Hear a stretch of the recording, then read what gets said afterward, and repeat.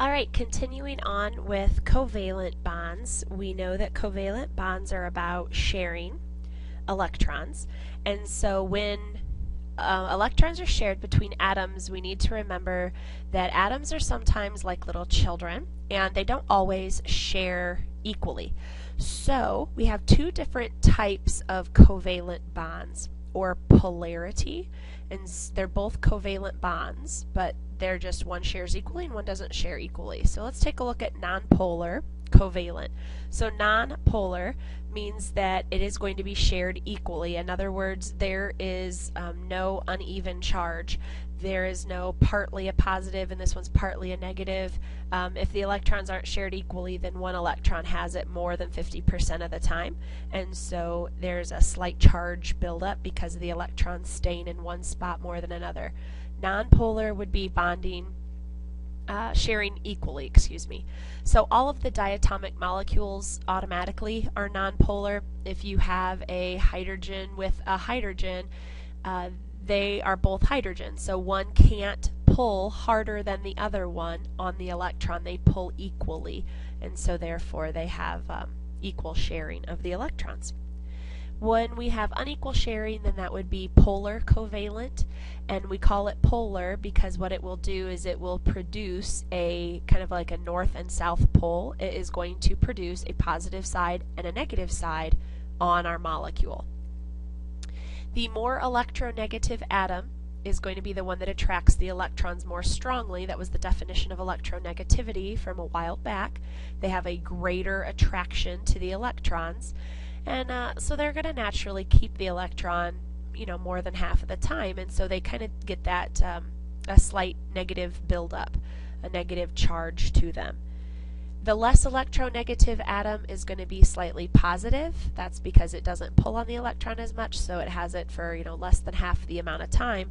Now there is an electronegativity chart that we have that either I've given you in class or will be giving you the next time I see you, that will tell you which, it will tell you every element, it will tell you its electronegativity number, so that you can know which element is higher or lower. It's definitely not something you need to memorize.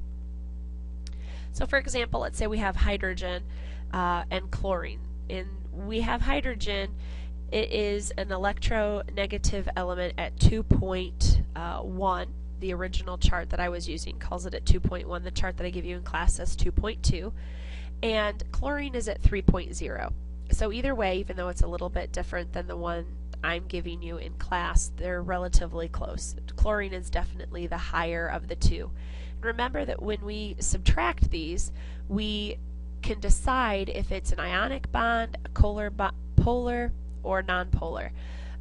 Notice that I have chlorine over here on this one. So chlorine, because it's the more electronegative atom, it is going to hold the electron more often. Notice we put this as a kind of a, looks like an S, but you close the loop off.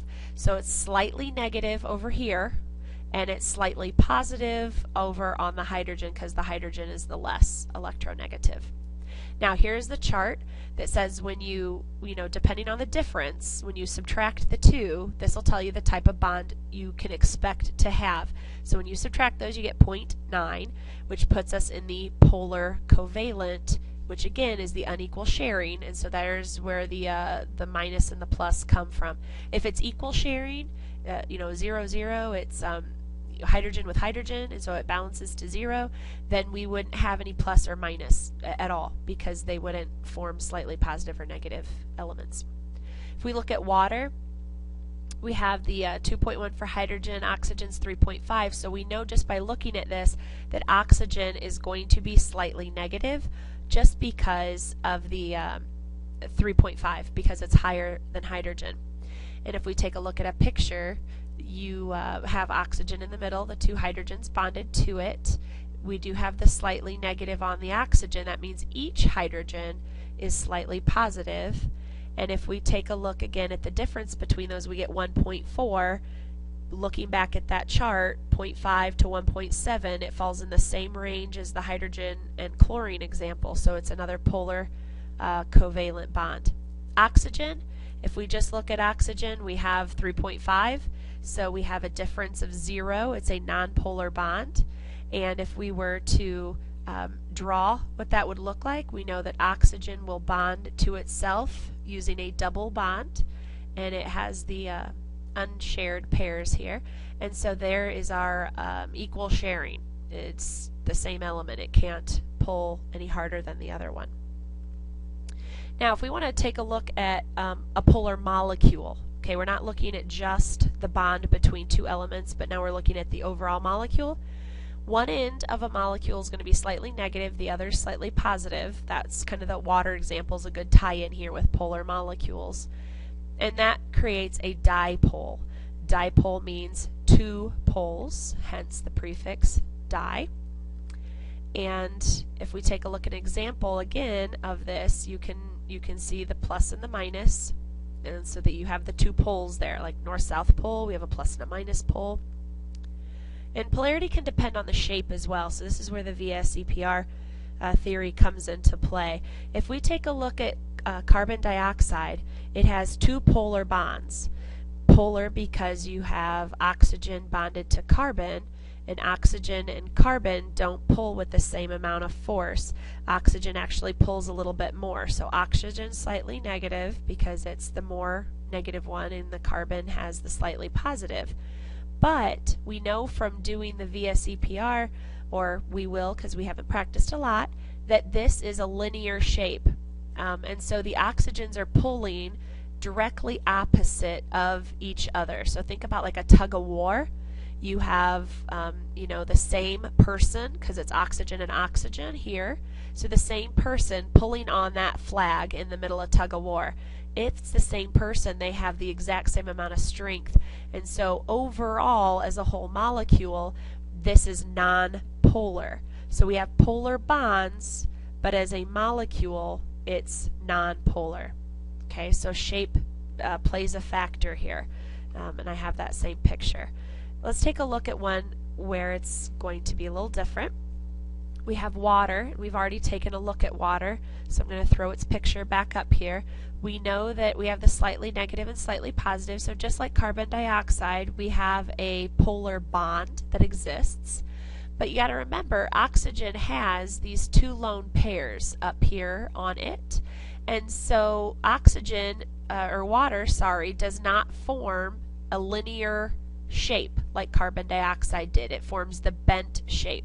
So even though this is hydrogen and hydrogen, they are pulling in this direction the same way that the arrows are at.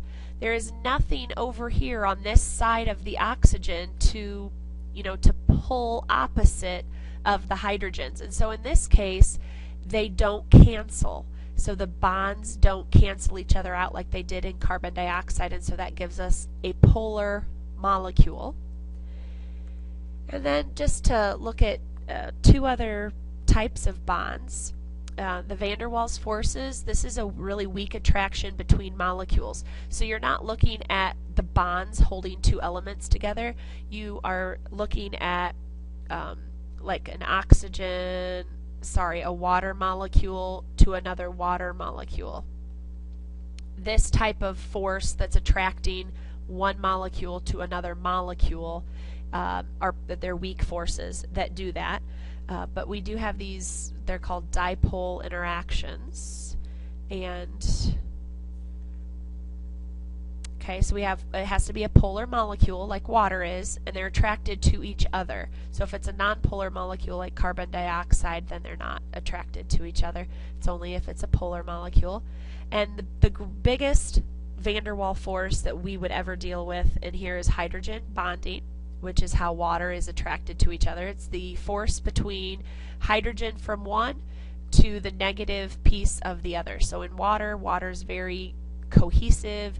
You can have things float on top of it. They don't just sink to the bottom, and that's because the water molecules are very much attracted to each other, not just the bond holding the the hydrogens to the oxygen, but this whole molecule and this whole molecule have an attractive force holding them together. So that would be a hydrogen bond.